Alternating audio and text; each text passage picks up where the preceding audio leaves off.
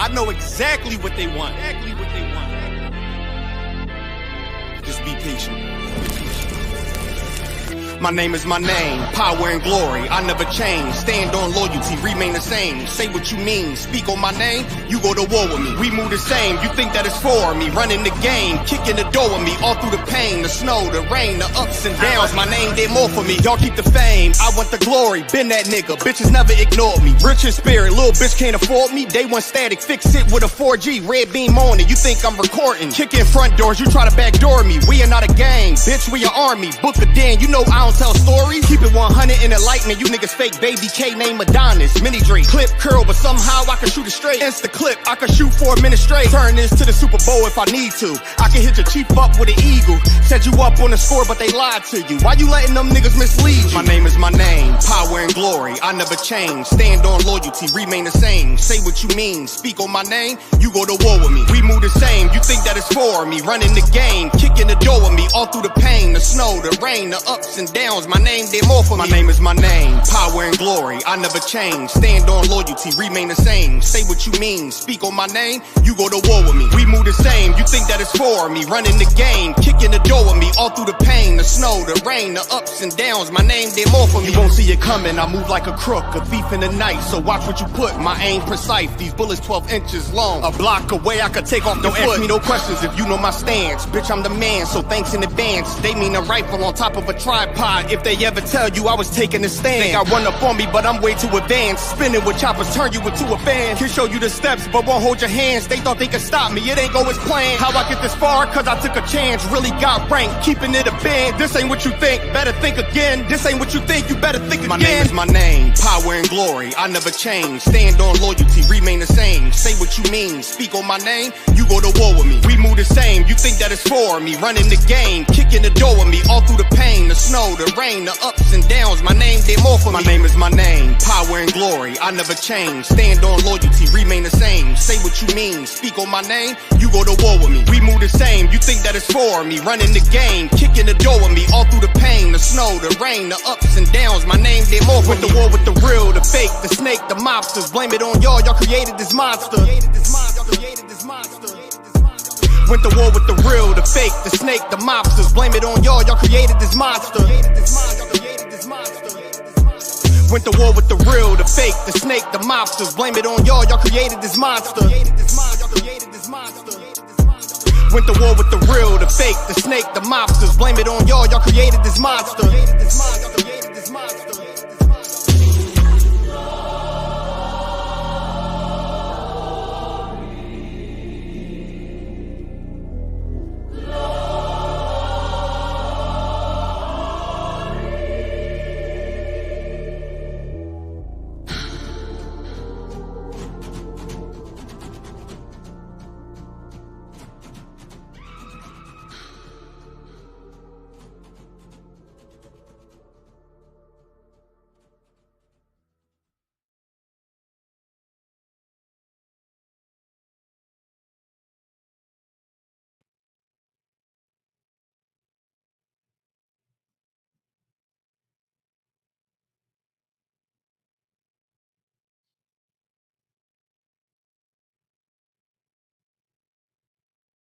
Testing 1 2.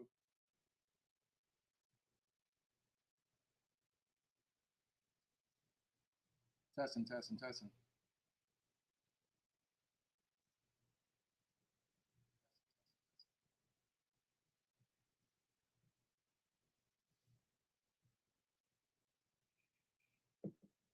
Hey, Shalom Israel, Yahweh Shem Yahshua brought the thumb to the brothers. Yahweh Shamar, the thumb by Shem Yahshua to the sisters. So, like, if I may, shout out to the trooper, Kodash. You know what I mean? He wanted me to get that off. But, Kodash, if you can hear me clearly, put a 1 in the chat for me, if that's too hard. Make sure we run all right.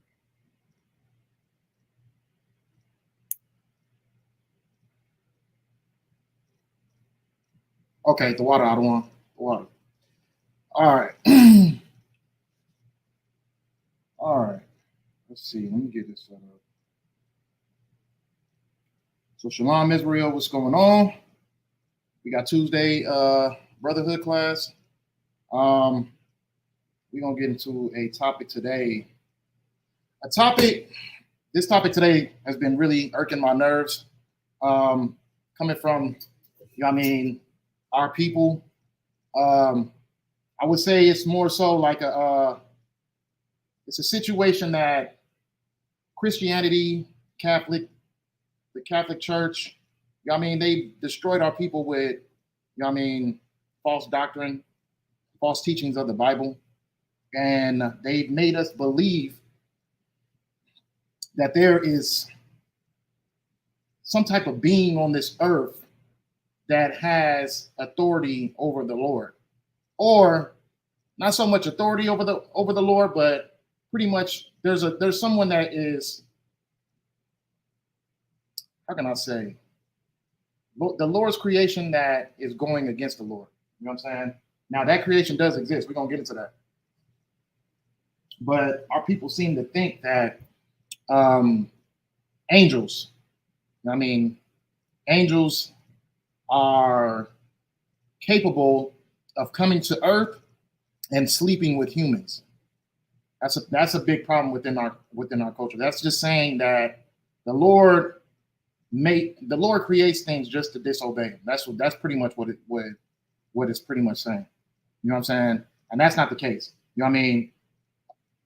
People don't really give the Lord his just due that he deserves. You know what I'm saying? And make it seem as if everything is willing to come against him and go against him and go against what his instructions are. But that's not the truth. You know what I'm saying? The real truth is that Israel, the people that the Lord chose to give instruction to were the ones that were ignorant or dumb enough to go against the Lord's requirements, the Lord's demands. You know what I'm saying? It was just us. You know what I'm saying? We're going to get into that, though. You know what I mean? We're going to go all by scripture. You know what I'm saying? But the problem with our people is that they think that there's a different force out there that you can use that can give you some type of power on this earth, that can give you some type of self power or something. Like I don't even know what it is, but people think that you going to the side of Satan is giving you an opportunity to give you power. But at the end of the day, what the Bible says is that if you don't go on the Lord's side, then you are an op. You know what I mean? You're an op. You are against the Lord. If you don't do what Christ set the standard to do, then you're an op to the Lord. You know what I mean? You're an enemy. Now, the Lord does have enemies. You know what I'm saying? And it's very, very wise not to be one of the Lord's enemies, because the Lord, when it comes to him in battle, he's undefeated. You know what I mean? There's nobody that really wants to box with God. You know what I'm saying? Now, we think that our people have been pushed into the mindset of thinking that we could possibly be above God. You know what I'm saying? If we use the other forces, but there is no other forces. You know what I mean? We're going to get into that there is no disobedient angels. No angels are disobedient. You know what I'm saying? The Lord's messengers, the Lord's messengers that he keeps with him in the fourth dimension. You know what I'm saying? The ones that he sends to give us messages, to give us signs, the ones that are going to roll with Christ when it's time to crack that sky and send judgment to this planet. You know what I'm saying? Those beings do not disobey the Lord. You know what I mean? There is no disobedience. There is no, there was angels and Satan decided to go against God and he was cast down because he wasn't obeying them and he wanted to be God. And that is a fallacy that was made up, and it's just as much gibberish as Halloween. It's just as much gibberish as Christmas. It's just all just a folk's tale that doesn't exist and never will exist and never happen. You know what I'm saying? And our people are lost because of it. Because the reason is, when our people are sitting there doing drugs, when our people are sitting there destroying their lives, they blame it on the devil. They blame it on Satan. You know what I'm saying? And they make it seem as if Satan has the power over them. That's everything but true. You know what I'm saying? Satan does not have the power over you, but he has the power or the, how can I say, he has the order to do things to you to see if you're strong enough or not. You know what I'm saying? But at the end of the day, there is no being that was cast down from heaven because he disobeyed God. We're the only ones who are foolish enough to think that God is somebody to be disobeyed, to be unheard. You know what I'm saying? To be unfollowed. We're the ones that think that. But at the end of the day, our people suffer every day because of our lack of knowledge. Our people suffer every day because our lack of respect for the true God. You know what I'm saying? And that's just the way it's going to be until we actually get enough knowledge to know that the beginning of knowledge is the fear of the Lord. And there is no other being that we can run to save us from the wrath that the Lord has for us if we do not obey his laws. You know what I'm saying? So we're going to get into it. So we're going to start off with, let's see. What's the first precept I got?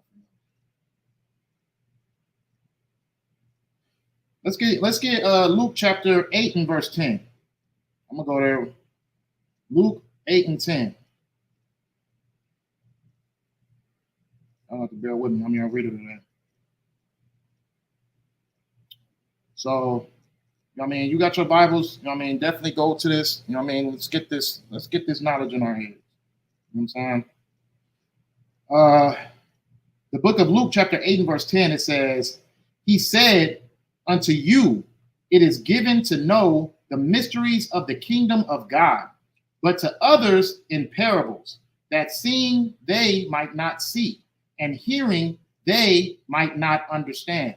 Now, this is Christ speaking, and Christ is letting it be known that, you know what I mean, there's things he's going to say to certain people that may not seem like it's a, you know what I mean, it's a parable. It throws you, it's not to throw you off, but it's for you to think about it. And those ones who have the actual spirit of the Lord within them are the ones who are going to be able to understand. Now, this is where Christ does his division at, because, you know, Christ came to cause division. He wants to separate the idiots from the ones who actually have wisdom. You know what I'm saying? So the ones who are idiots are going to be the ones that always tend to themselves, go to their own understanding. You know what I'm saying? But the ones who actually have a sense of wisdom are going to go to where wisdom is actually truly at, which is in the Bible. So when you see certain words and certain things in the Bible, you know what I'm saying? It's not to throw you off particularly, but it's for you to search for what that true meaning means. You know what I'm saying? You might see a lot of things that might seem out of the natural, like a snake talking, a snake speaking. You know what I'm saying? In the book of Genesis, you know what I'm saying? Speaking to Eve. You know what I mean? But when you actually receive the true knowledge of the Bible and you receive true wisdom and understanding, you know that snakes don't speak. You know what I mean? And it's not because it was a time period in the past, you know what I mean? And because of the past, it was possible that a snake could speak. No, snakes don't speak at all. Snakes cannot communicate with you. They cannot talk to you. A snake, a actual reptile, an actual snake cannot communicate with you. Now, what is that snake then that we're talking about? Well, what do we call snakes today? If someone on the street says, "Oh yeah, don't talk to Bujo down the street because he's a snake," do you automatically think that he's a reptilian? No. But the problem with our people is because we are so far from our own culture, we think that the Bible is just completely straightforward, and there's no possible way that there could be a parable. But Christ spoke in parables all the time. This is why the people who try to feed us the Bible, the heathens who stole it from us, when they try to feed us the Bible, they take everything literally. But when we speak on the streets, we speak as a culture. We speak in parables ourselves. If I say, what's up, my dog? You know what I'm saying? What's up? That's my dog right there. Am I actually talking about my dog? If I'm sitting over here referring to this person, am I saying that he's a dog? No, I'm saying that this is someone who's a companion to me, who I trust. You know what I mean? This is someone who's a friend to me. You know what I'm saying? If I'm calling them my dog. So the Bible is no different, because at the end of the day, we got to understand these are Blacks, Hispanics, and Native Americans in this book. You know what I'm saying? So we have to get the understanding that it's not for everybody. The book is not for everybody. It's not written for everyone. You know what I'm saying? So that's just an example. But Christ said it's the mysteries of the book. It's the mysteries. You know what I'm saying? The mysteries is that some people are biologically unable to understand it, and some people are going to take it literal. Some people are going to understand exactly what this book is talking about if they have full understanding of what is really the true zeal of God. You know what I'm saying? What is the zeal of Christ? You know what I'm saying? And that's where we go on with this. So when people think that an angel is capable of disobeying God, we're gonna get into it. But let's keep on going to the ignorance of our people. You know what I'm saying? So we're gonna get into Luke chapter 7 and 39. Luke 7 and 39.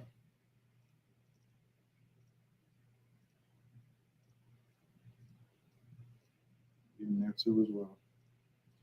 All right. So the book of Luke chapter 7 and verse 39 says, "Now when the Pharisees which had bidden him saw it, he spake within himself, saying, This man, if he were a prophet, and would have known who and what manner of woman this is that toucheth him, for she is a sinner.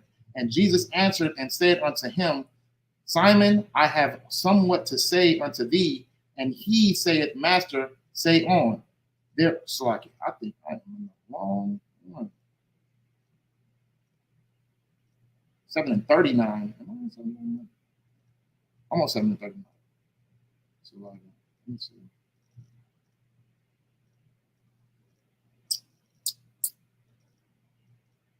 I wrote down the wrong one. I got it right now. So like, give me 2 seconds.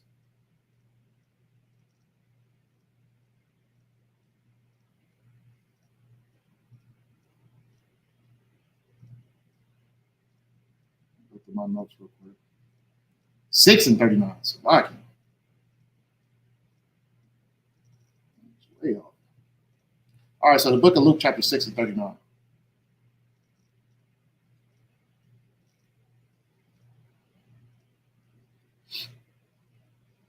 And the book of Luke, chapter 6 and verse 39 says, let me get to it. And it says, "And he spake a parable unto them, Can the blind lead the blind? Shall they not both fall into the ditch?"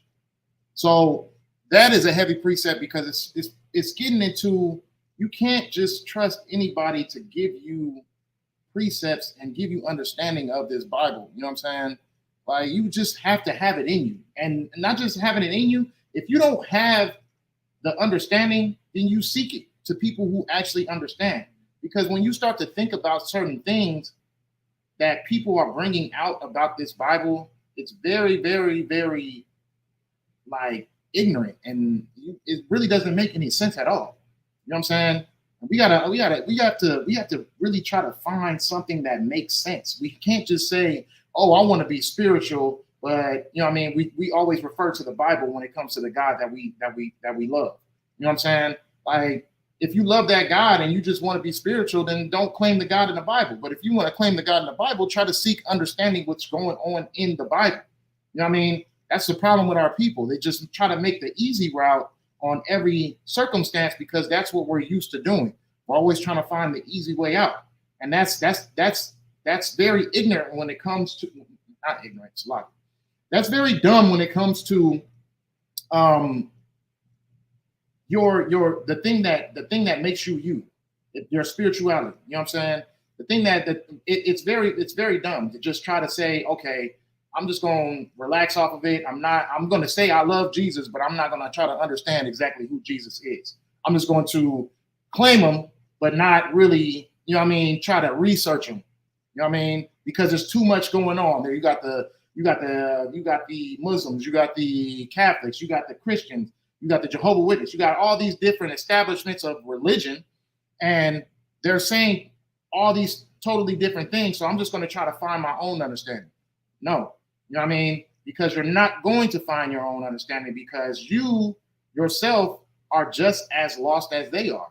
You know what I'm saying? So the only thing that you can do is really try to find out.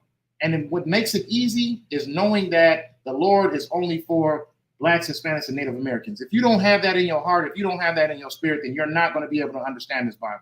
You're not going to be able to understand why King David had beef with Saul. You're not going to be able to understand why Jesus was beaten by his own people. You're not going to be able to understand all this stuff because it's not relatable to you when you think that there is nothing but Esau in this Bible and you trying to figure out how Esau lived.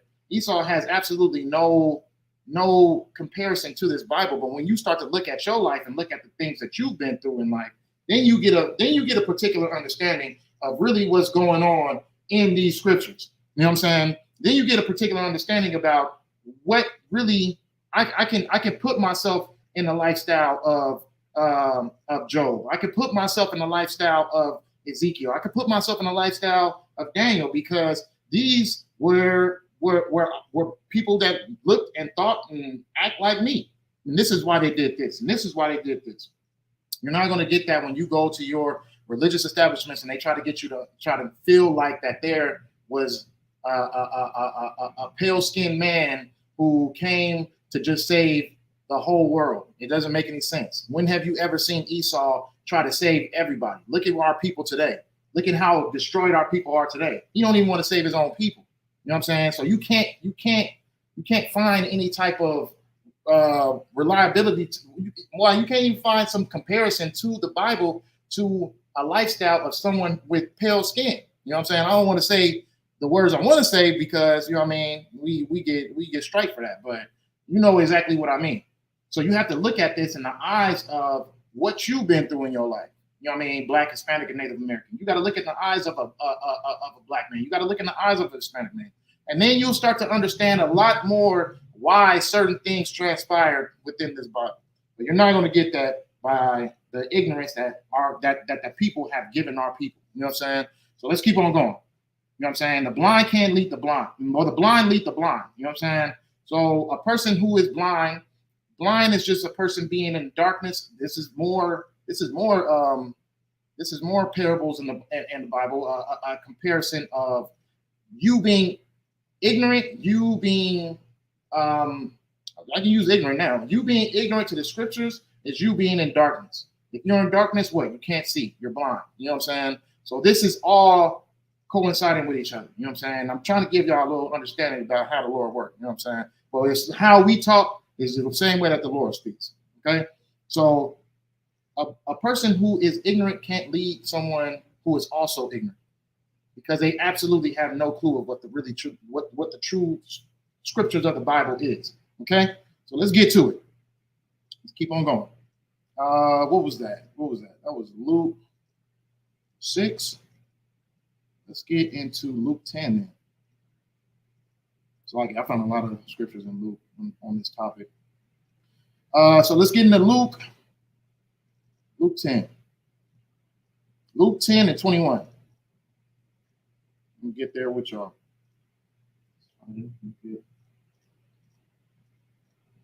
Luke 10 and 21. All right, let's get to it. So the book of Luke chapter 10 and verse 21 says, "In the hour Jesus rejoiced in spirit and said, I thank thee, O Father, Lord of heaven and earth, that thou hast hid these things from the wise and prudent and hast revealed them unto babes. Even so, Father, for so it seemed good in thy sight." So hidden from the wise and the prudent and gave it unto babes. Now, you got to understand, the Bible is speaking in slang terms. You know what I'm saying? Now, the wise and the prudent are people who are just obnoxious and think that they know it all already, which is a lot of our people feel already. It's so hard to get our people to really understand the truth of the Bible because they feel like they know it all already. Why? Is because your pastor has given you Bible for dummies while we over here studying philosophy, studying, you know what I mean, all the master degrees and bachelor degrees and all the things that actually doctorate degrees. Like we studying the actual true meat of the Bible while your pastor is feeding you milk, and it's easier to take that milk in than actually having to chew that meat. Oh, that's more slang that's within the Bible. You know what I'm saying? But all in all, Christ is saying it's better that he gave it to babes. Babes is just being in a mind state of wanting to understand. When you were a child, when you were young, you wanted to learn. You wanted to know what this is. You used to grab certain things and knock yourself in the head with it or put it in your mouth just so you can analyze it and figure out what the heck is this? Like, you know what I'm saying? But at the end of the day, you had that teacher to teach you, which were your parents or whoever it was. You know what I'm saying? Some people didn't have their parents in their life. Some people just had mentors who were adults to teach them how to move in life. You know what I'm saying? It's depending on what your circumstance is, but at the end of the day, it was somebody who knew better. You know what I mean? So Christ is saying that it's better for the person who is coming with a mindset wanting to learn, with a mindset that is willing to push everything that they think they know out the way and actually wants to receive this knowledge that is capable of coming to them. You know what I'm saying? That's what Christ is saying. You know what I'm saying? So like if I say, no, I'm saying a lot. You know what I mean? That's kind of a tick for me. But you know what I mean? He's saying, reveal it unto babes, reveal it unto the ones who actually are smart enough to get rid of the nonsense that is in their heart. It said the Bible says to pour out the old wine so you can be able to receive the new wine. You know what I'm saying? You have to get rid of all the nonsense that you've been taught about, you know what I mean, angels are capable of sleeping with humans and they are willing to disobey the Lord and sin. And you know what I mean? Like, you got to get all that nonsense out your head and be able to come into the truth of this Bible so you are not stuck in a mindset of ignorance and a mindset of stupidity. Okay? Because we're going to get into why angels are not foolish enough to disobey the Lord. And then we can get into why the Lord is not no one to be messing with to be disobeyed. You know what I mean? Because that's the thing we like too. We like the respect for the Lord to even think that angels are capable of disobeying the Lord. You know what I'm saying? Like, disobeying the Lord is a rare thing.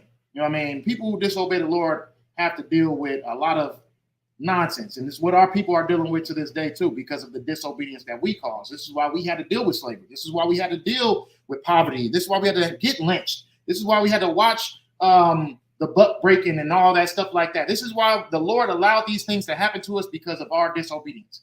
You know what I mean?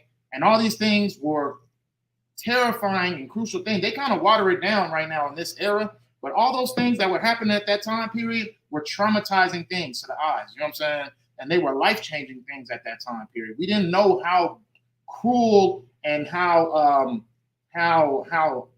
angry and aggressive and murderous, like it, how unaliving our oppressors could be, because they took a lot out of the history books. But if you study that history and you look into it, you see that the worst of things were happening to us. And the only reason that they were able to happen to us because of our disobedience. We're the ones who were foolish enough to disobey the Lord. So if you look at our history, you see what happens to those who, even though the Lord loves us, you know what I mean? We're not even talking about his enemies. We're not talking about the ones who are truly, truly against the Lord, who he didn't choose to be his people, who go out of their way to make sure that his will does not get done. We're not even talking about them. We're talking about the ones that he actually loves. The things that happen to us, we're his children.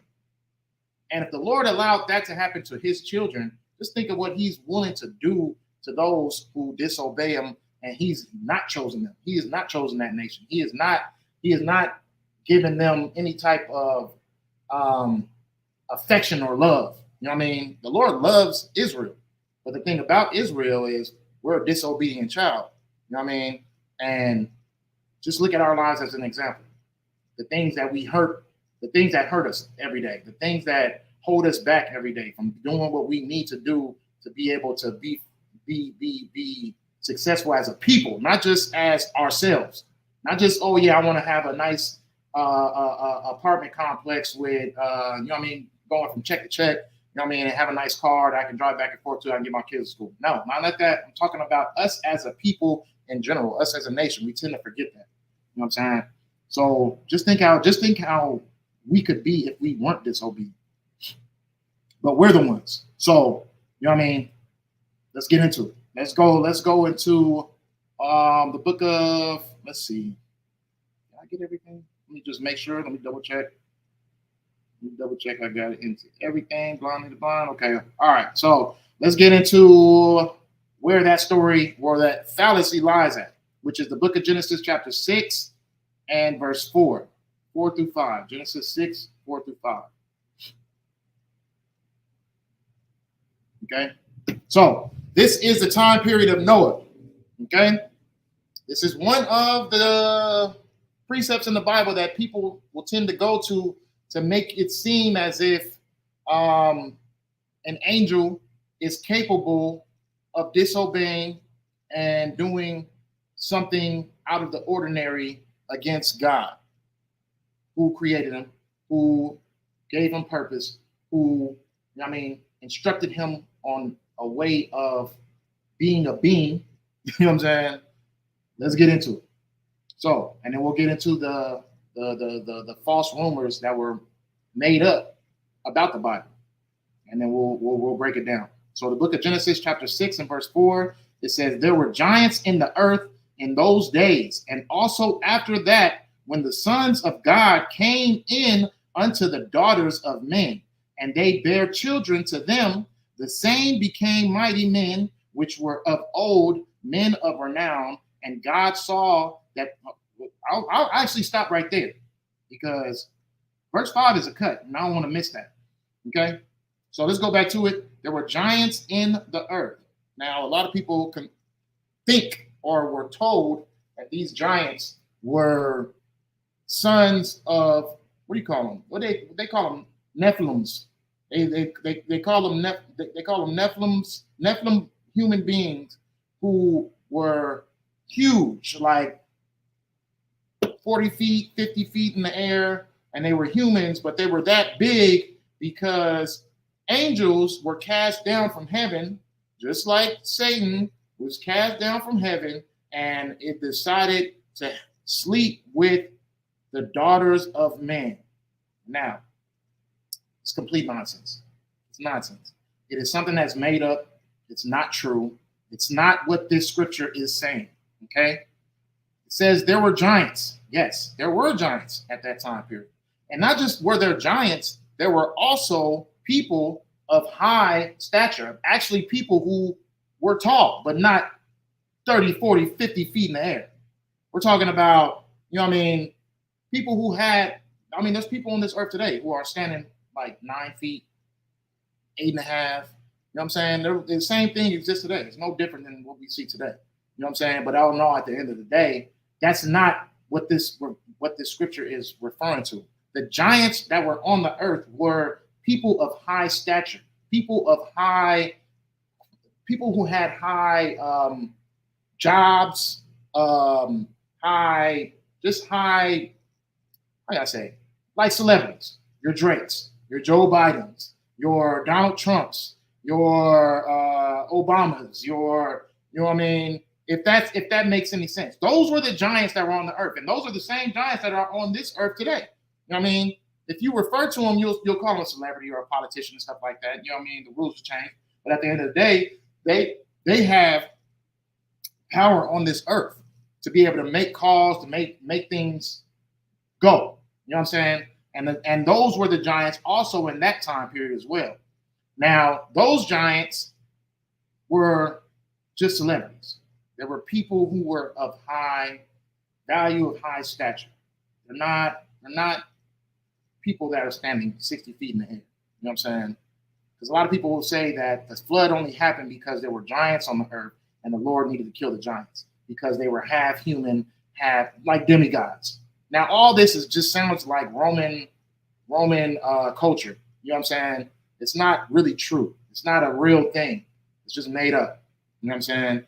That's not what the Bible says. The giants were people of high stature. They had a say-so, but their say-so was all based on wickedness, the same thing that you see today. Our people being led into wickedness because of the giants that are leading them into wickedness. All of our people follow the same giants. The people who are telling you to go out and sell your body for money. The people who are telling you to go out and scam, take money. You know what I'm saying? The people are telling you to be destructive and kill your own brother if you see him wearing a different color. You know what I mean? These are the same giants, and we got to understand that. You know what I'm saying?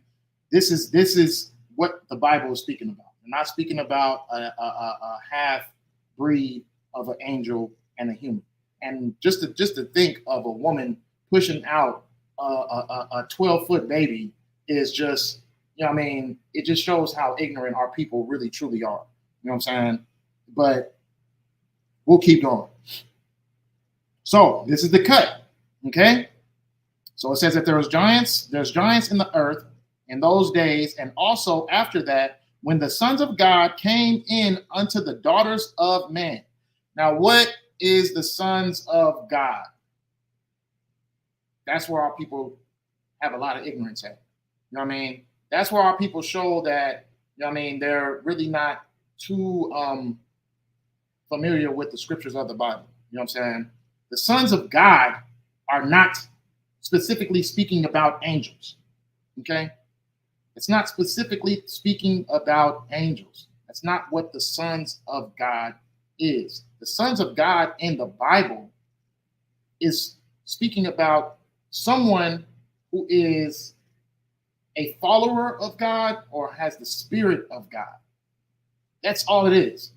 It's not if the sons of God is speaking about just angels, then that means that Christ came on this earth as an angel, and he was an angel the whole time.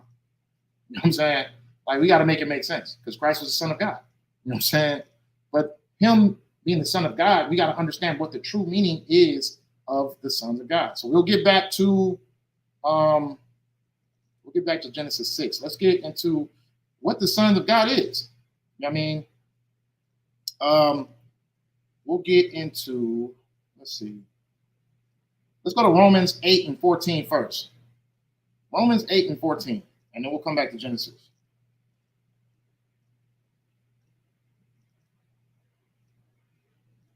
I hope y'all going with me too, because I hope I ain't the only one just flipping scriptures. You know what I mean? Don't just wait for me to do it. Like, I want y'all to actually see it. You know what I mean? So, the book of Romans chapter 8 and 14 says, For as many as are led by the Spirit of God, they are the sons of God. Okay? Does that make them an angel? No. Does that mean that they're defined as an angel? No. That means that they are truly in the form of following God. You know what I'm saying? Read it again. For as many as are led by the Spirit of God, they are the sons of God. This is the definition of what being the son of God is. Okay? Let's get into another one. Okay? The book of John, chapter 1 and verse 12. Come on, float there with me. John 1 and 12. Go ahead and float there with me. Let's do this together. You know what I'm saying? The book of John, chapter 1 and verse 12 says, But as many as received him, to them gave he power to become the sons of God, even to them that believe on his name. You know what I'm saying?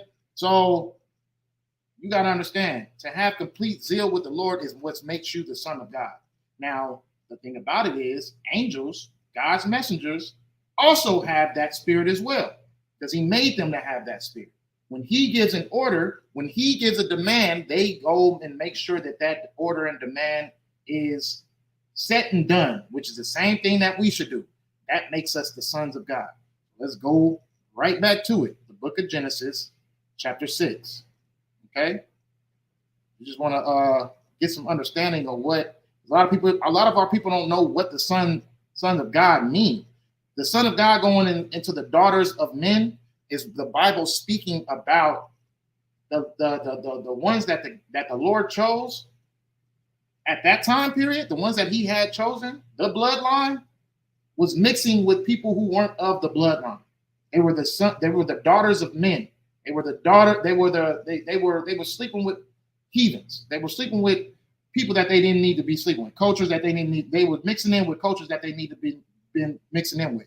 You think that's racist? Okay, fine. But the Lord says that He doesn't want us to mix our daughters with their sons and our sons with their daughters. You know what I mean? This is not me speaking. This is the Bible speaking. Okay, this is what the Lord's demands were. You know what I mean? It was up for us to keep our bloodline pure. We had to be with who He chose to be our nation to be with. You know what I mean? It's the same thing today. A lot of our brothers are going off and sleeping with the daughters of men. And that's why we get in these interracial marriages, which is a sin to the Lord. Okay? But at the end of the day, this is what the scripture is talking about. It's not talking about angels sleeping with humans. It's talking about interracial marriage. Men who are of the Lord, God's chosen, were sleeping with women who are outside of the nation. Okay? Got understanding of it. Let's go to verse 5. Let's see why these are not angels. Okay? Verse 5 of Genesis chapter 6. Verse 5, and it says, God saw that the wickedness of man was great in the earth. Let me read that one more time. God saw that the wickedness of man, not angels, you know what I'm saying? Not Satan. He saw that the wickedness of man was great in the earth. Why were they being wicked? Because they were sleeping with women outside of our culture, outside of our nationality. Okay, it's the same thing today. Okay, so we have to get understanding on this. Verse 5 is a cut. So if anybody tries to bring up the book of Noah and try to say that there was giants and boop, you got to understand who giants are. You got to understand who angels were.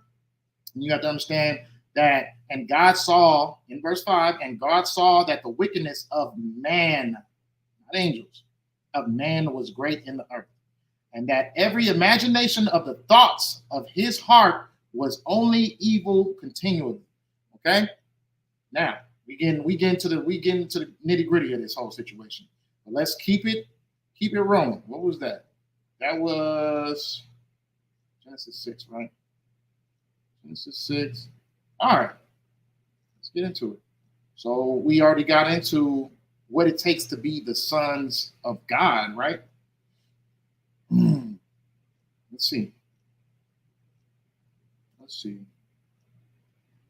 You know what? Let's get into the true definition of what it is to be of the true. Okay. Let's get into the true. Who were the angels who were disobeying God? So in order to get the information for that, you have to go to the book of Jude, chapter 1 and verse 5. So go there with me. Let's go. Let's see it. Let's see it together. Highlight it if you got to. Jude, right before Revelations, 1 and 5. The book right before Revelations. Let's see who the angels are. Let's see who the angels who disobeyed God were. Okay? Because angel just means messenger. Okay? All my relations. I don't know what that means, David. You got to clarify that. But I'm assuming that's just a greeting. But anywho, so angel just means messengers. You know what I'm saying? Now, we're going to get into the angels who actually deceived the Lord. The angels who actually did something that they weren't supposed to be doing. Who are those angels? Let's go to it. The book of Jude, chapter 1 and verse 5. I will therefore put you in remembrance, though ye once knew this, how that the Lord, having saved the people, you need to follow along with me, the people out of the land of Egypt. Who are the people coming out the land of Egypt? Who are the people that Moses saved? Let's see.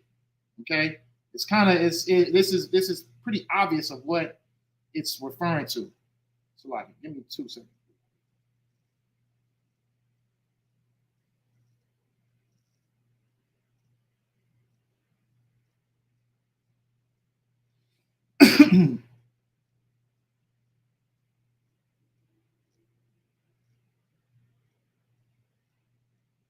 All right, let's get back to it.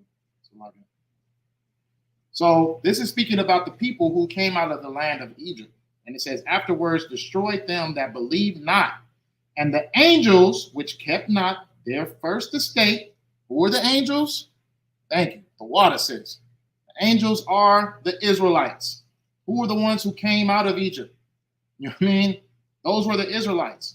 I mean, you have to understand, the Lord is saying that this is a hidden knowledge. He's not just going to give you the straightforward answer, but he's going to let you know exactly in true detail of who he's referring to and who he's speaking to. And you only have to have enough knowledge to sit back, pay attention, and know which is which, what is what is being referred to as this, and what is being referred to as that. Okay, that's it. It only takes common sense. It takes wisdom. That's it. Okay, so let's keep going. Afterwards, destroyed them that believed not, and the angels which kept not their first estate. What was our first estate? You know what I mean? What was the estate that we were in? We were saved. We were going to our own land. We had our kingdom. You know what I mean? We ruled for a minute. We had one of the greatest kingdoms. You know what I'm saying? So a somewhat popular native usually said, growing up from Lebanon under the truth teaching, I was brought up more familiar with God teaching. Indian from El Salvador, basically with Gad culture. You are Zebulon. You're Zebulon. You are who your father is. You are exactly who your father is. Your father is El Salvadorian. You are the tribe of Zebulon. Okay, not Gad. Okay. Now, if your mother's Gad, then she's Native American. You know what I'm saying? But if your father is from the tribe of Zebulon, then you are the tribe of Gad. And then he's from Pasadena checking in. Hey, Shalom, Lord Christ, the water for checking in. All right, let's get back to it. You know what I mean? And the angels which kept not their first estate, which were the estate of us being in salvation, being saved from the Lord from Egypt, being in a position where we had our own kingdom, I had our own territory, had our own land, and we were safe away from the heathens who were trying to overcome us, trying to indoctrinate us, all these things. You know what I'm saying? That was our first estate. But the ones who chose not to go, who kept not their first estate, the ones who kept not their first estate could be also Eve. Eve didn't keep her first estate as well because she was supposed to be following her husband and not following the heathen. And what she did was she chose to follow a heathen's customs, and she not just didn't follow her heathen's customs, but she brought it to her husband as well. And that was the snake that was in the book of Genesis. That wasn't an actual snake. That was a person speaking and teaching something, being deceiving. You know what I'm saying? A snake is deceitful. It's deceiving. You know what I'm saying? And that's what happened. I mean, you ever seen a rattlesnake wriggle that rattle? You know what I mean? They're trying to get prey to come. I'm sorry. Is it prey? They're trying to get their food to come. You know what I mean? But they're deceiving it by certain things. You know what I'm saying? And then they attack. But not saying that's all snakes, but at the end of the day, when we refer to a snake, we're referring to someone who is being deceiving. You know what I mean? Being that is what we're talking about when we're talking about the book of Genesis. You know what I'm saying? Well, the snake in Genesis. All right. So the first estate, but left their own habitation, he hath reserved in everlasting chains under darkness unto the judgment of the great day. So some of those people who were in the days of Noah, you know what I mean? You get that, what is it, Wisdom of Solomon? But some of those people some of those souls the Lord kept until the day of judgment. They didn't get to reincarnate. They had to stay and be tormented until the Lord sent them back on this earth into the day of judgment. So when he sends them back, it's going to be that day where nuclear fire, nuclear war, all those things, Christ coming back, giving judgment to this earth. Those people are coming back because they were so wicked during the time period of Noah that they literally, their judgment was to not be come back until the time period where it's time to suffer on earth. You know what I mean? So that's one reason alone not to be messing with God. You know what I mean? Nobody has big enough gloves to box with God at all. Not Satan, not the angels, nobody goes against them, but we are foolish enough to go against God. Okay, so let's keep going. Okay, he hath preserved in everlasting chains under darkness unto the judgment of the great day, even as Sodom and Gomorrah. What happened to Sodom and Gomorrah? They died in pretty much nuclear fire pretty much the same way that the same way that the Lord is going to destroy this place is the same way that Sodom and Gomorrah was destroyed. Okay, there goes a comparison right there. And the cities about them in like manner, giving themselves over to fornication and going after strange flesh, which is what our people like to do a lot too. You got a lot of people who are like going viral for sleeping with animals. You know what I'm saying? Like they're giving themselves unto strange flesh. And then not just that, that strange flesh also is interracial marriage. What happened at that time period? You know what I'm saying? Interracial marriage. That strange flesh is our people, God's chosen people, Blacks, Hispanics, and Native Americans sleeping with anybody else that's not of Black, Hispanic, and Native American culture. You know what I'm saying? That is what the strange flesh is. Let's keep going. Are set forth for an example, suffering the vengeance of eternal fire. So that eternal fire is going to be what consumes this place. It's not what the Lord casted down Satan to go live in forever, to go discipline the people that did the same thing that he did. That's not common sense. Why would Satan even have a chore or have a job if he was someone who despised God? Why would he have a job to keep people in damnation forever? You know what I'm saying?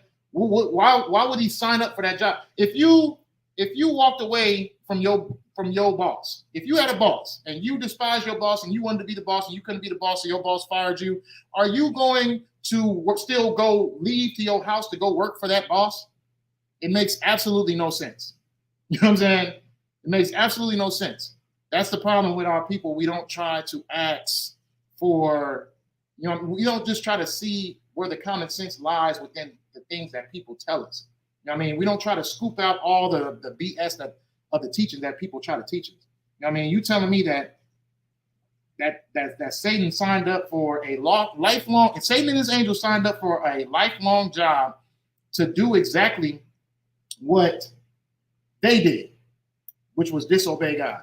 So they want to torture people forever. They want to do God's bidding, which is to torture people forever because they did the same thing. It doesn't make any sense. I mean, our people just we need to open our eyes. We need to start realizing that we are the salt of the earth and we are the ones who actually can separate BS from actual wisdom and knowledge. You know what I'm saying? It's time for us to step up and do that. That's in our culture. That's in our blood. You're not about to sit there. This is how you know it's in our blood. Our people. You sit there.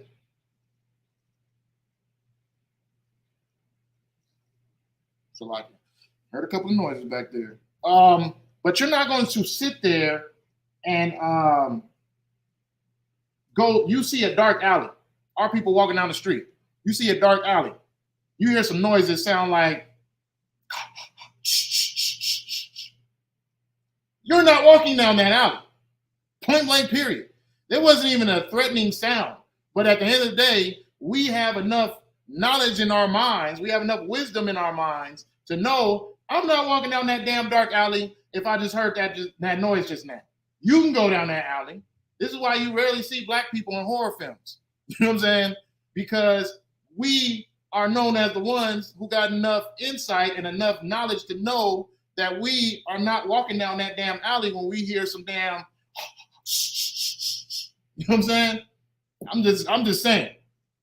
But we gotta take that type of perspective. I know it's funny. So like, I know it's funny, but we got to take that same type of perspective and put it within the God we serve as well. You know what I'm saying? And people are feeding us a bunch of nonsense, and we got to start using our common sense and start figuring out that, okay, certain things don't sound right, so I'm not about to abide to it. Let's keep going. You know what I mean? We got a lot more precepts. You know what I mean? I want to get it done at a great time. But let's keep going. You know what I mean?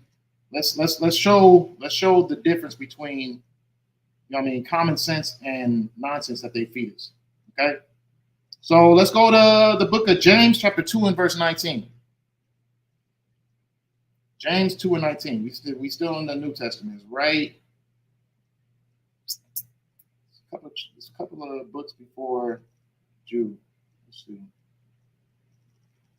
right before Peter. James 2:19.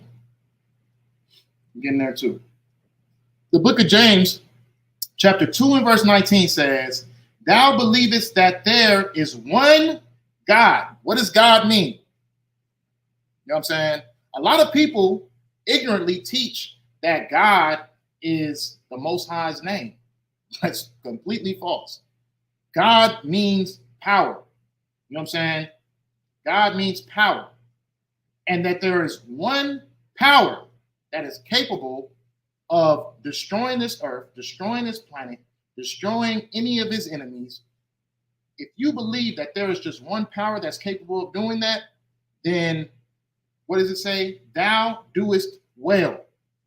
You've done well by not thinking that Satan is capable of having enough power over you to make you want to go smoke that blunt.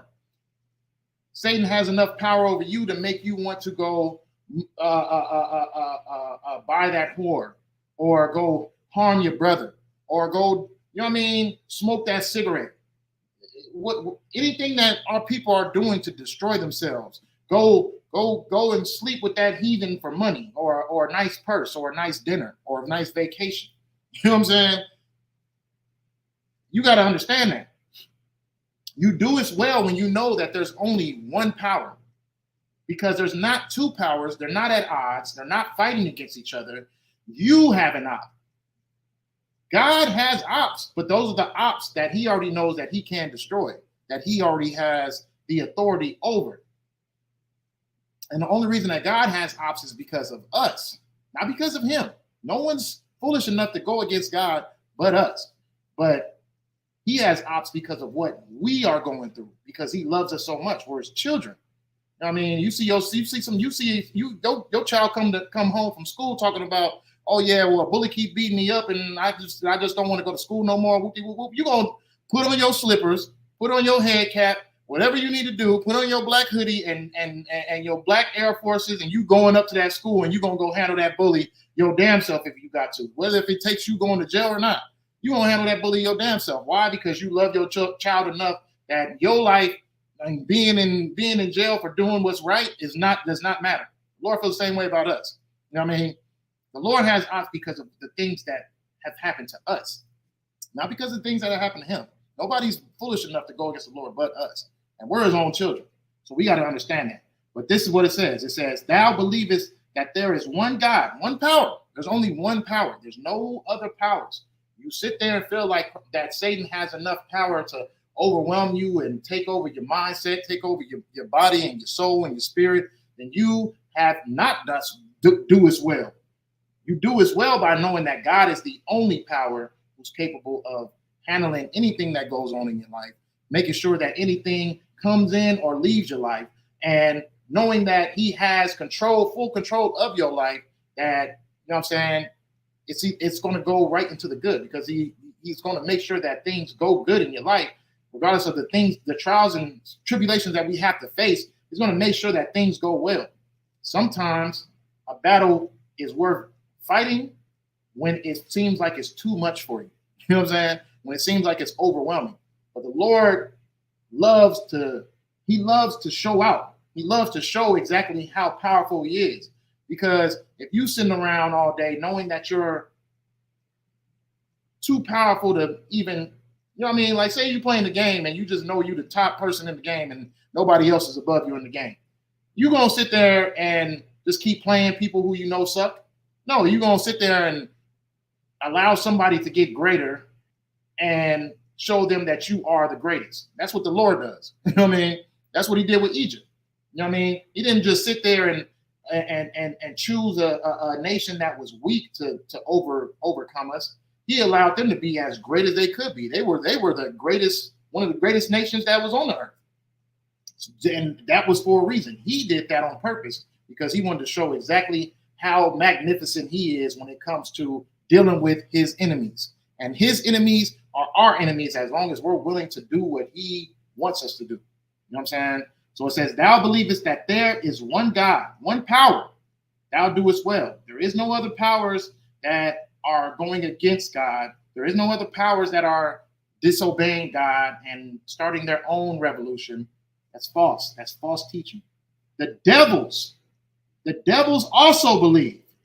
The deceivers, the people and the things, because there are spirits on this earth. We're not going to make it seem like there's not unclean spirits. There are unclean spirits, but they work under the authority as well to reassure that you don't get your crown, to make sure that you don't get salvation. That's their job. Does that mean that they're against God? No.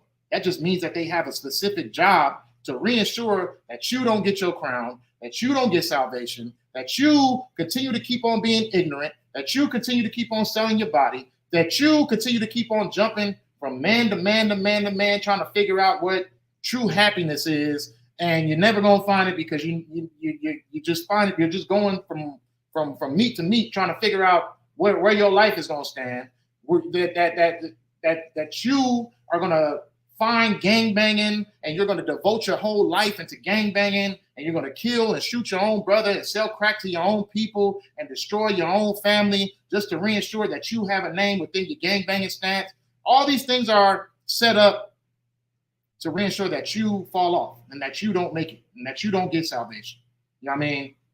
But the Lord says that no weapon that is formed against you shall prosper. Why is that? It's because these things are not capable of really throwing you off. You're allowing it to. It's you. You're in a battle. You're at battle and war with your own self. You know what I'm saying? You're not really fighting a demon. You're fighting yourself. You know what I'm saying? You're fighting the things that you find as importance.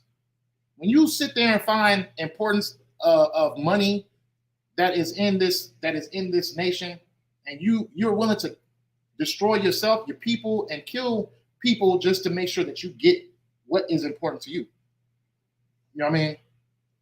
But the thing about it is, if we were truly following exactly what the Lord wanted us to follow as far as what truly important is, what did he say?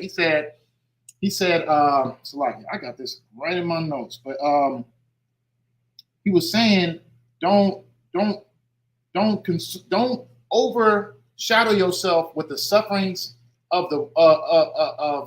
with sufferings, and don't occupy yourself with things of the world, the things that are unimportant.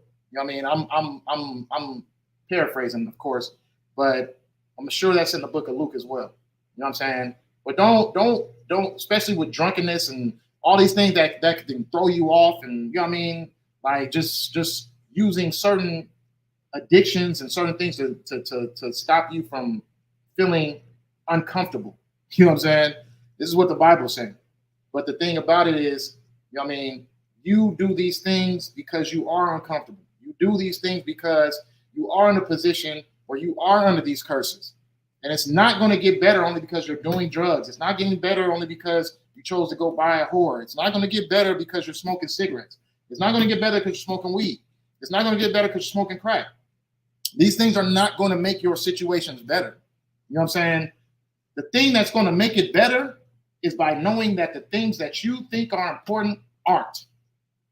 And the most important thing that should be in your perspective, in your spirit, is the Lord and his biddings.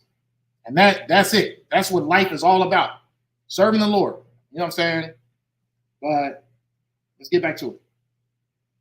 It's going to be hard to get through all this in the next 20 minutes, but bear with me. Okay? Thou believest that there is one God, thou doest well. The devils also believe and tremble. Okay. Now, if you did not know, there are unclean. Well, we were just talking about the unclean spirits. You know what I'm saying? We're talking about the unclean spirits that are in this world, but they follow orders. And their orders all have a ranking order that go right back up to God. God is going to allow certain things to happen to you that will make you feel like you're being distracted, but just don't be distracted. That's it. It don't matter what happens. Understand the mission. Understand truly what the true mission is. That is to serve God, and that is to not fall off, and that is to do your biddings in the body of Christ, which is the ISUPK. You know what I'm saying? That's it. You know what I mean? And it's that easy. You know what I'm saying? Whether if that's logging into class, learning something new, studying. You know what I mean? Whatever it needs, whatever the Lord's calling you for, you need to find your mission and you need to get on it quick because there's not a lot of time left. There's really not a lot of time left. You know what I'm saying? And that's just, I mean, the Lord says, you know what I mean, you gotta understand, like, you know what I mean, when you see the end of times, it's gonna be just as well as seeing winter or fall or spring or summer happening. You know what I'm saying? You just as well as you're able to see the seasons change, you're able to see the end of times happen. You know what I'm saying? And we're seeing a lot of that right now. We're seeing a lot of war. We're seeing a lot of death. We're seeing a lot of destruction. You got to get yourself right now. You can't just keep on trying to prolong the situation. You can't keep on trying to push it to the side and just keep saying, oh, yeah, well, I mean, if I just be a good person, then the Lord's going to forgive me, even though I'm doing the wrong thing. No. Make your election sure. Do the right thing from now on. You know what I'm saying? But, you know what I mean? Let's keep it going. All right. I don't want to miss out on the point. So we got into who the angels are. We got into who the sons of God are and who the daughters of men are. You know what I mean? Because those words matter. Those words matter to people who don't understand the Bible. So they would think that an angel was cast down from heaven, and because he was being disobedient, and he came down to the earth and slept with a human, and they made giants. That's not true. You know what I mean? It's not true. You know what I mean? But I'm not going to keep on recapping what we're talking about, but you see where we're going with this. All right. Let's keep going. I want to get into an important precept. Matter of fact, let's just do it. I don't think we got enough time to get through all these precepts anyways. You know what I mean? But let's go to Revelations chapter 12 and verse 5. Revelations 12 and 5. This is another precept that we can use. You know what I mean? People trying to take certain scriptures in the Bible and make it to their narrative. You know what I mean? Make it to match with what they're teaching. Okay? So we're gonna go to, what is it? Revelations chapter 12.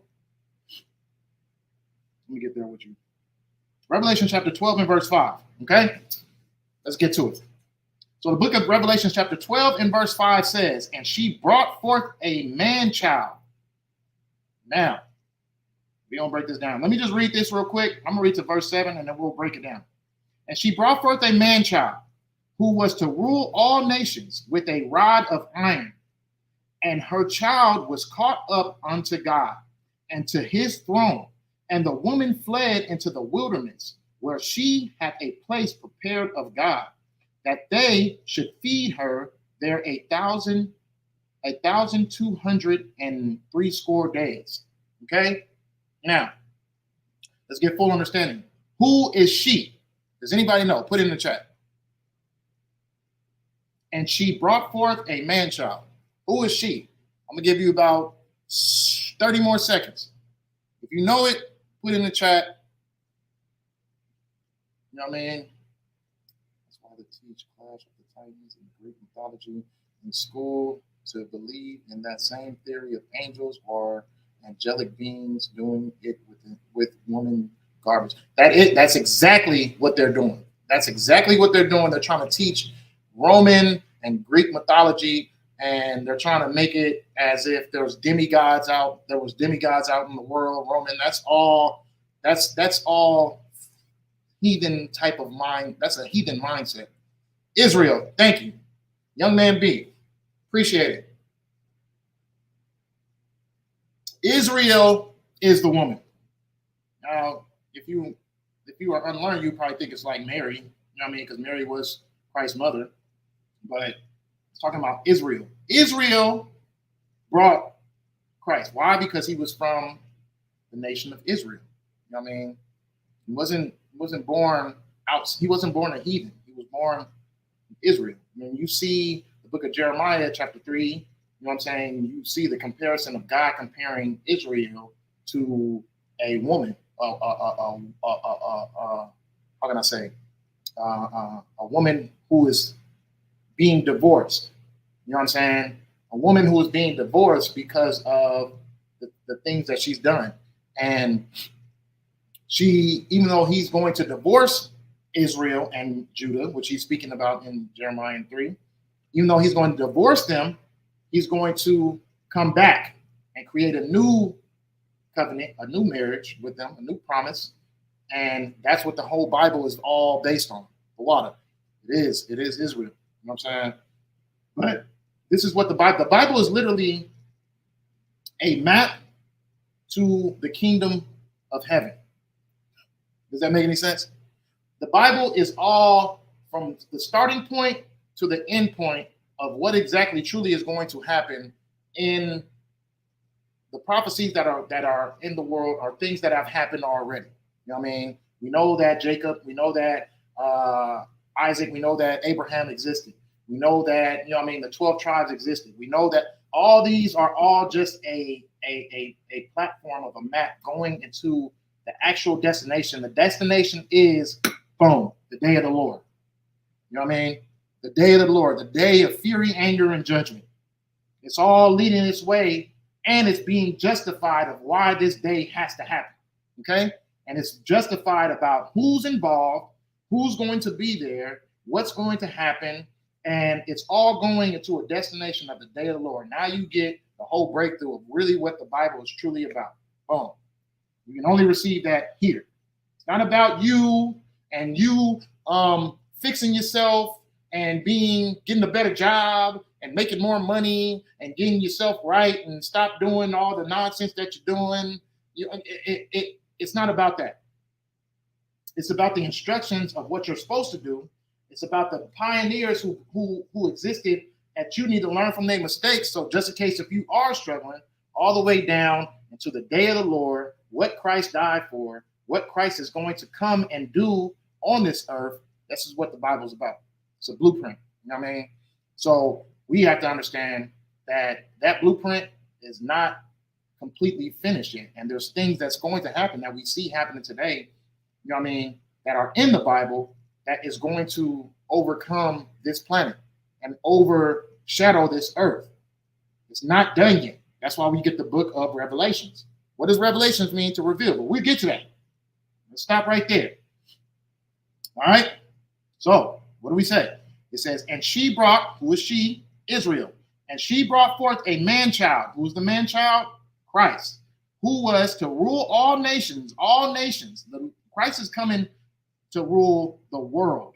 You know what I mean? It might sound crazy, whatever, cultish, whatever you want to call it, but Christ is coming to rule the world. And if he's not here now, then the true nation of Israel should not be in Israel right now.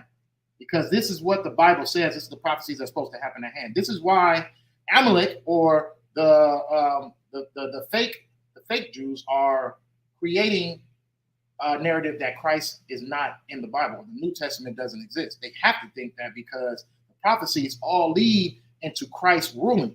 Christ is supposed to rule. So if they don't believe in the New Testament, then that prophecy doesn't exist. But they are so ignorant to the Bible, they don't even know that Christ is in the Old Testament as well. And he's mentioned as being the one who's supposed to cause salvation for his people and be the one ruling over Israel. And that, if he's not there right now, then the prophecy is not done with. That's why Revelations means to reveal. This is what's going to happen. It hasn't happened yet. Okay? So Israel has brought forth a man-child, which was Christ, because he was of the bloodline of the 12 tribes. He was from the bloodline of Judah. Okay? Fourth son. Okay? And it says, who was to rule all nations with a rod of iron. All nations. Okay? And her child was caught up unto God and to his throne. And the woman fled into the wilderness, where she had a place prepared of God, that they should feed her there 1,260 days. This is the time period of us being lost. Okay. And there was a war in heaven. Okay. Heaven is not what fake people taught you. You know what I mean? Christians have taught you. Catholics have taught you. Hey, heaven is it's a condition. Heaven is a kingdom for our people. That heaven is not supposed to be when you die. It's supposed to be here on earth as we live. Okay? on earth as it is in heaven. Okay? On earth. Okay? Let's keep going. But it says, Michael and his angels fought against the dragon. Now, a lot of people will try to make that dragon into Satan and his angels, and there's a spiritual battle between Satan and his angels, and they're clashing. No. This is literally the prophecy of what's happening on the day of judgment. This is the finale. This is what's going to happen when Christ cracks that sky. You think that Christ is going to crack that sky, come here with 200 angels, and then these heathen nations are not going to try to attempt to nuke him, to fight him? Oh, no, that's definitely going to happen. But that dragon is all these nations that are going to come against Christ at that time period. Because what are they? The old serpent, that dragon, the old serpent from the time period of Eve. You know what I'm saying? The same ones who deceived us and made us think that there was a being that was capable of going against God and coming, angels that were going against God and coming and sleeping with humans. The same people who brought you that nonsense are the same people who are part of that dragon. Okay? And the dragon fought and his angels and prevailed not, neither was their place found any more in heaven.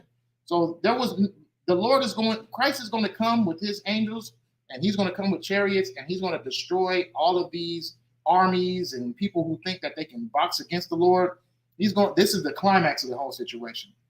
And he's going to take them out of their position. He's going to take them out of their seat of authority. He's going to take them out of their seat of being able to rule over God's chosen people. He's going to pull them out, because there is no us rising without this prophecy happening. There is no blacks, Hispanics, and Native Americans getting out of poverty without this prophecy happening. There is no blacks, Hispanics, and Native Americans doing better, doing well for themselves, not having to have to choose to cross the border, not being put in cages, not being put into the Trail of Tears, not put into the transatlantic slave.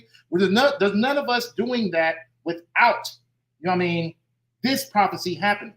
And I think that's a lot of things that our people have missed as well. We can't do it. We're not going to be able to do it on our own. We're too fleshed out. We've lost too much. We're under the curse. And in order for that curse to be broken, Christ has to come back. Christ did exactly what he needed to do. He died for our sins. Now it's time for the finale. And that's what this Bible is about. It's time for the finale. Okay, let's keep going. Michael and his angels fought against the dragon, and the dragon fought and his angels, and prevailed not. They didn't prevail. They will not prevail. You are not boxing with God. Neither was their place found anymore in heaven. So they lost it. They're going to lose their position in being in a high seat of this world. All of that, oh yeah, we tell you to go to do the 9 to 5 and all that stuff like that. All that position is going to be done for them, continuously deceiving us and putting us in positions where we don't know exactly who we are, and we're just walking this world completely oblivious to who and what truly we are in this world. That's being taken away. Christ is going to take that away.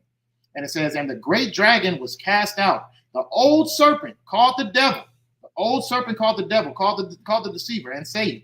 You know what I'm saying? That old serpent is the same one you see in Genesis that was speaking to Eve. That is just a deceiver. That's someone who has the spirit to throw you off and give you a heathen custom and give you heathen teachings and throw you off of exactly what needs to be known, which is that Satan doesn't have any type of rule over you. You know what I mean? All he can do is try to distract you, and all he can do is try to throw you off, but he can't take you out of this faith, out of this truth. You choose to leave. That's your choice. He's not the one dragging you out, okay? Which deceiveth the whole world.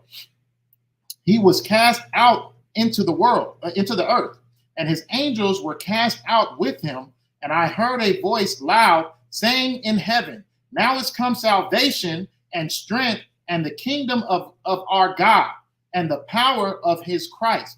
For the accuser of our brethren is cast down, the accuser being, our oppressor, he's cast down, which accused them before our God day and night. You know what I'm saying? He's the one giving us bacon and bacon cheeseburgers and, holidays and all these birthdays and all these different things to try to throw us off on celebrating false idols. He's giving us all these things and doing sinful things. You know what I mean? He's the one that's been doing this whole thing. and now he's going to be cast down. You know what I'm saying? Now he's going to be cast out. This is a prophecy that's supposed to happen in the Bible. Revelation means to reveal. A lot of people take that precept and try to make it seem as if this is the war that happened in heaven between God and the disobedient angels, and they were cast down to earth, and now they have to deal with torturing people in hell and trying to throw people off on earth, and that's not true. I mean, everybody has a job. Israel has a job, and that's to obey. You know what I mean? We're the only ones that's foolish enough to not take our job seriously. You know what I mean?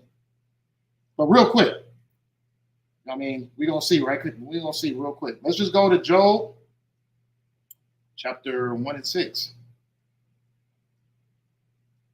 I mean, everybody kind of figured out I was going to go to this precept real quick, but I just want to give an example real quick. And I'm going to spend too much time on this. But I just want to give an example of Satan does not disobey God. No one disobeys God. You know what I mean? Other than his foolish children, who he chose to do his bidding, to hold his covenant, and we're the ones who decided to disobey. It wasn't Satan. You know what I'm saying? So it says in the book of Job, chapter 1 and verse 6, it says, "Now there was a day when the sons of God came to present themselves before the Lord, and Satan came also among them. And the Lord said unto Satan, Whence comest thou?" Now, did the Lord go to Satan and try to fight him? Did the Lord come to Satan and says, "Oh yeah, well, we're gonna have to we gonna have to fight because you know what I mean, you disobeyed me and I don't want you here"? No. They were having, what we're seeing in this scripture is that they were having a meeting. There was a meeting going on in the fourth dimension, and who was present? Satan. You know why? Because Satan has to report to do his duty. Okay, we're gonna get to it. So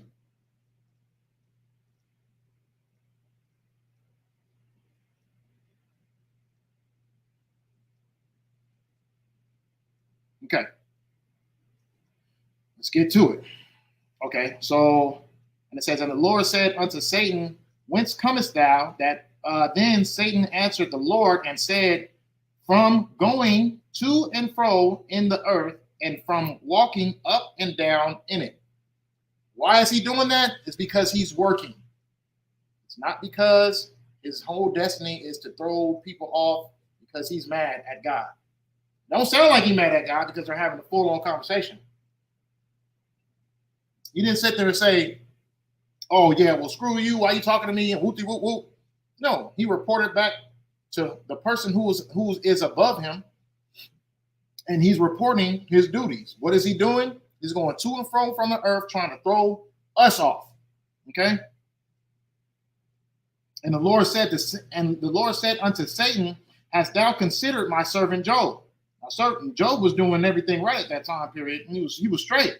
You know what I mean? He was blessed. He had a nice house, nice crib, nice farm, nice cattle, nice money, nice, you know what I mean, nice family, all that. You know what I mean? He had everything going on.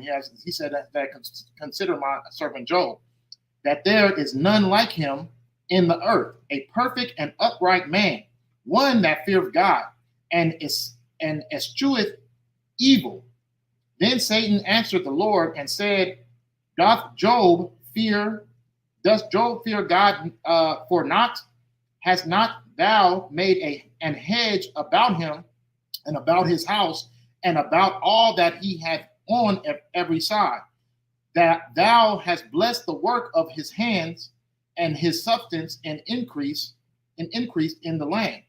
But put forth thine hand now. Read again. But put forth thine hand now. He's asking permission.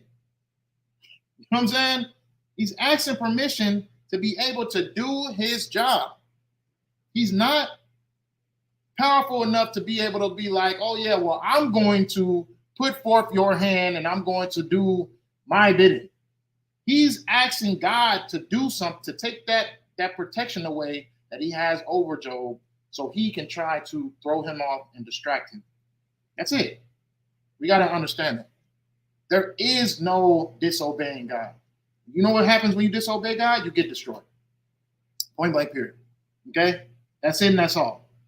You know what I mean? Even Satan knows that. So why don't our people know that?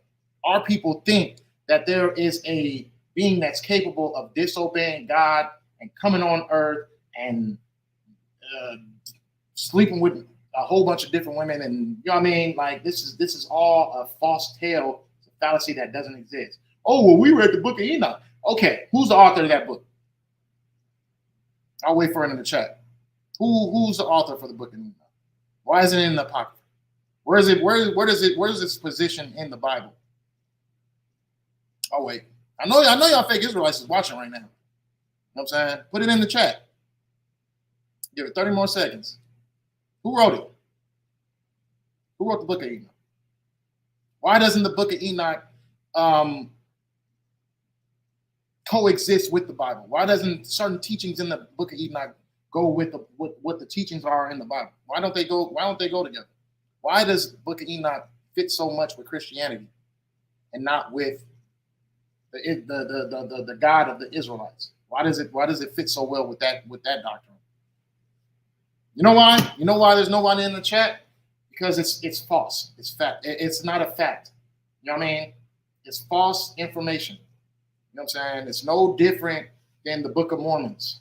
You know what I'm saying? It's no different than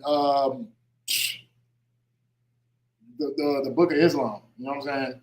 It's all just some made up thing that somebody put out in order to give their perspective of what they chose what they wanted God to be. And that's it. You know what I mean? You can't sit there and try to take everything as because it has a stamp that they were in the Bible, that we're going to take it as a oh yeah, this actually happened. It's not true. You know what I'm saying?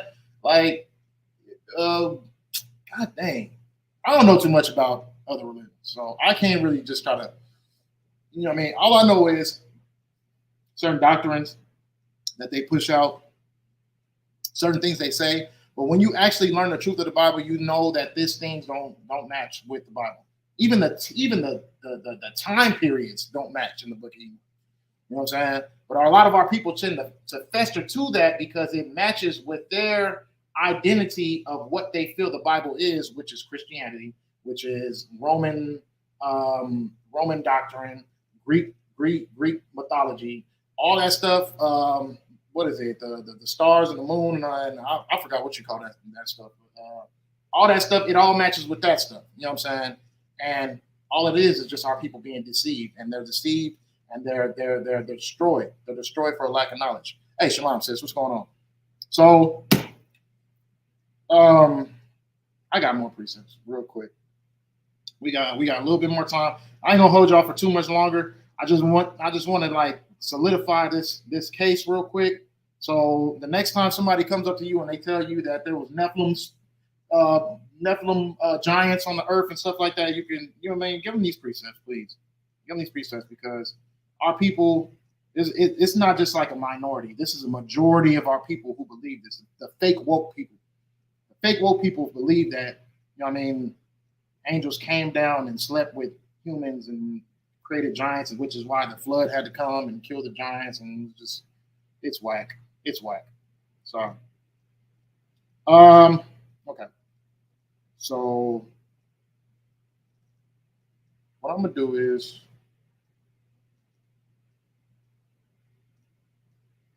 yikes, I got a lot of presets. Okay.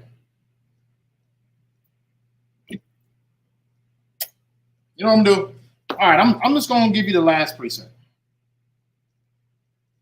I can't really make it seem as if the next couple of precepts, I'm gonna be talking all night. But let's just go to the book of Nahum, chapter 1 and verse 1. Book of Nahum, chapter 1 and verse 1, and then we'll end it off with that. You know what I'm saying? I'm not about to, if I get into these next 4 precepts, we're gonna be talking all night. That's my bad. Salakia for coming in late, having issues with the keyboard, but you know what I mean, we got that all fixed up. So go to the book of Nahum, chapter 1 and verse 1. It So like, don't go to verse 1. Go to, which one is it? Okay, we'll just start at 1. That's fine.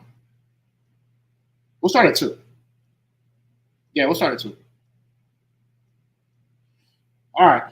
So the book of Nahum, chapter 1 and verse 2 says, God is jealous. Salaki. I said it. God is jealous, and the Lord revengeth. The Lord revengeth and is furious. The Lord will take vengeance on his adversaries. You know what I mean? This is the big ups on God and what he's powerful and capable of doing. Okay? Let's keep going. So the Lord is revengeth and is furious. The Lord will take vengeance on his adversaries, and he reserveth wrath for his enemies. Okay? You gotta understand, the Lord is a man of war, and he don't take no nonsense, and he's willing to fight for what truly needs to be fought for. And he's very, very good at it. Undefeated since the beginning of time. You know what I'm saying? Undefeated. Never lost a battle, never lost a war, never lost anything. You know what I'm saying? Undefeated. But let's keep going. The Lord is slow to anger and great in power, and will not at all acquit the wicked. So, you know what I mean? If you want to be wicked, then that's your fault, because you obviously have not learned the first rule of knowledge, which is to fear the Lord. You know what I mean? So obviously you don't know what the Lord is capable of, which is why you still do the dumb stuff that you do. This is why you still have your pride and your ego still overcoming your body and your life, because you don't feel like the Lord's capable of destroying you, your children, your children's children, and your children's children's children. You feel like he's not capable of doing that. You feel like he's the Christian God, where he's just going to just allow you to do whatever you want to do and not do nothing about it. That's what you feel. But the Bible is saying that he's a revengeful God, you know what I mean? And he reserves wrath for his enemies. You know what I'm saying? The Lord is slow to anger. Doesn't mean that he's neglectful of anger. He's just saying he's slow to anger because he wants you to fix yourself. He wants you to change. You know what I mean? He doesn't want to have to just destroy you as soon as you do something wrong. The Lord is going to give you that chance to change, but once he feels as if that chance ain't working, then bam, that's it. You out of there. Okay? All right. So, and in great in power, and will not at all acquit the wicked. So you have absolutely no way of getting away from it. If you are wicked, if you're doing the wicked things, you're doing the wrong things, then you are going to get judged. There's no getting away from it. You know what I mean? You got a chance to get yourself right before the day of the Lord, which is, you know what I mean, could be tomorrow, could be today, could be like in 2 minutes. It don't matter. You know what I mean? It could happen at any moment. You got your chance to make it right. Make it right now. Do not wait another hour. Do not wait another day. Get your stuff together absolutely right now. There's too many signs of things happening, of prophecies happening that can destroy you. So please get it together right now, because you probably don't even have another day. You know what I mean? There's too many threats of nuclear war happening on this earth. There's too many threats that Putin's about to press the button. There's too many threats of China coming with the warships. There's too many threats of the Palestine and Israel war that's about to accumulate into our war. You know what I'm saying? Like, we don't do too well in war. I don't know if y'all know the history of America. We don't do that great. You know what I mean? Honestly, I'm like, which one did we win? I don't know. But either way, we don't do that great. So get it together. Get it together now, because at the end of the day, the prophecy is that war is going to come to this earth. And then not just that, once these people are battling against each other, then they're going to have to battle the true power, the true weapon of this earth. And Christ is going to come and destroy everything. There is no more waiting. You know what I'm saying? Get it together now. Because there is no, so like, what does it say again? It says, and will not at all acquit the wicked. The Lord hath this way in the whirlwind and in the storm, and the clouds are the dust of his feet. You know what I mean? Let's get into how powerful he is. He rebuketh the sea and maketh it dry. The Lord can speak to the sea and make it dry. You know what I mean? You just say, hey, I don't like you. and it just go dry. You know what I'm saying? And drieth up all the rivers. Bashan languisheth, and Carmel and the flower of Lebanon languisheth. The mountains quake at him, and the hills melt, and the earth is burned at his presence. You know what I mean? Yea. That means, you know what I mean, too. Yea, the world, and all that dwelleth therein. So just the presence of the Lord could melt this whole planet. You know what I'm saying? But the thing about it is the Lord has mercy on his people. You know what I mean? And he will not destroy us fully as long as we're doing the right thing. All right? Who can stand before his indignation? And who can abide in the fierceness of his anger? Who? Not Satan, not the disobedient angels, nobody. He's saying, who can stand before his indignation? You know what I mean? There's nobody that can go against the Lord. And who can abide in the fierceness of his anger? There's no special being out there that's going to be able to save you from God's wrath. It's going to happen. There's nothing you can do to stop it. His fury is poured out like fire, and the rocks are thrown down by him. The Lord is good, a stronghold in the day of trouble. You know what I mean? And he knoweth them that trust in him. But with an overrunning flood, he will make an utter end of the place thereof, and darkness shall pursue his enemies. So that's all I got. You know what I mean? Stop sleeping on God. Stop thinking that God is just so unintimidating that angels can deceive him and go against him and sleep with humans and escape. That there's a capability of that. The Lord destroys what needs to be destroyed, and he will destroy an angel before they even get to earth if they ever deceive them. But that's not their purpose. Their purpose is to serve the Lord. Just as well as Satan's purpose is to deceive you because he's serving the Lord. So you got to understand that. You know what I mean? Stop falling to other people's fallacies and what they're trying to make you think that, oh yeah, the devil did it, the Satan did it. I'm not to be stuck in this addiction because Satan got me here. No, you're the addiction. The addiction it falls in your mind. You know what I'm saying? It falls in your heart. You want it, and you're not going to do anything to get rid of it, which is why you just stay into it. And you don't try to put in the efforts to try to get rid of what you are lacking in when it comes to following God. You know what I'm saying? And with that, I want to say shalom, Yahweh Shem Yahshua, Brakathum, the brothers, Yahweh Shamar, Latham, Bashem Yahshua, the sisters, the water for y'all tuning in, the water for y'all in the chat, the water for y'all, you know what I mean? We'll say that announcement. But the water for y'all tuning in, you know what I mean? Appreciate y'all. Stop believing in this bull crap. Shalom.